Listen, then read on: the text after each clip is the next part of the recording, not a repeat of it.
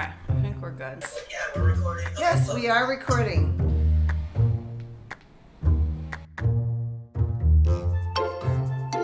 Just a second, gotta get my head in the game. Hi guys, my name is Greg Drew. I'm Kiki Powell. Jessica Solano. Martha Hearn. Emma Garcia. Faith Ballou. Jared Tyler. Cindy Sturgis.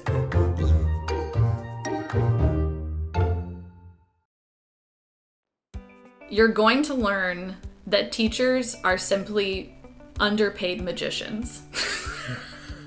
Teachers are magicians. We've always got tricks in our back pocket. We've always got a rabbit hiding somewhere that we can pull out of a hat, and you'll find your tricks over time, and they're different depending on your subject area. On the first day of school every single year, I've started using this icebreaker called Survivor Island. We have 10 people who are all in this helicopter, and they've crash landed on this deserted island. And the rescue helicopter has come, but only 5 of them can make it.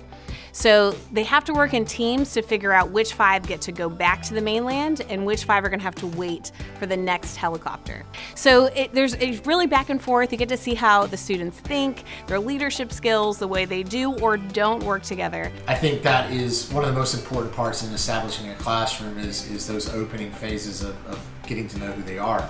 I think there's plenty of ways to do that through little creative games. I'm not a fan of those. I have students write down things about themselves that they don't think anyone else would guess. I call them tiny surprises. I put them in a basket or a jar. You're gonna have baskets and jars everywhere. Just start collecting them.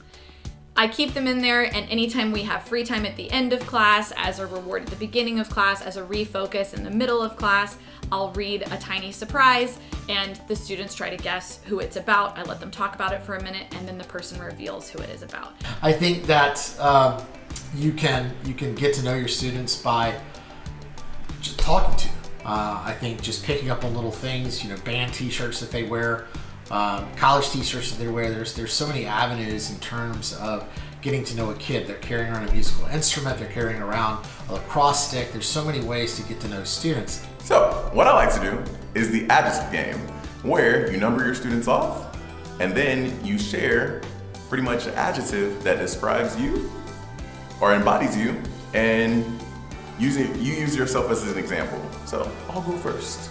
My name is Grateful Greg. And what's your name? My name is Marvelous Mike, and this is Grateful Greg. And then the game keeps going, and before you know it, you've learned everybody's names, and you got a little bit of their personality as well.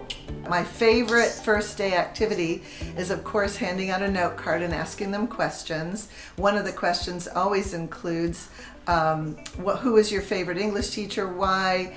Also, what's your favorite kind of candy? Because I did bring in candy once in a while. They kind of liked that question. And then also, what's something I can do to help you? What's something I need to know about you so I can help you? My trick is stickers. Kids love stickers. They just get bigger as they get older, and they don't want to put them on their face or their clothes. They want to put them on their phone or their water bottle. My biggest secret to success is being able to integrate all of the learning styles into a unit. And that's important when you think about your activities. They should not always be the same. For example, you might want to do a small group activity where they figure out something. You might want to do another one where you're lecturing and having a small group discussion afterwards, or a panel presentation, or individual presentations with visuals, having an art project that shows something about the literature. Whatever it is, you hit those different learning styles within a unit. You can't do it all within a day, but you can do a couple within a day. And by the end of the unit, the students see that you're going to hit what they're comfortable with, and then they're more likely to stretch themselves in the other type of learning styles. When I first started going to teaching, I was really nervous about public speaking in front of people, even my students, and not knowing what to expect. And so as I continued my path, I would invite my colleagues to be able to come in my classroom and give me specific feedback on what I can do better and how I can grow. One of my favorite tools in the classroom is something I call the magic word. As soon as you start instructions, before you tell them the first step, and always break it down by steps, tell them, do not move or talk until I say the magic word.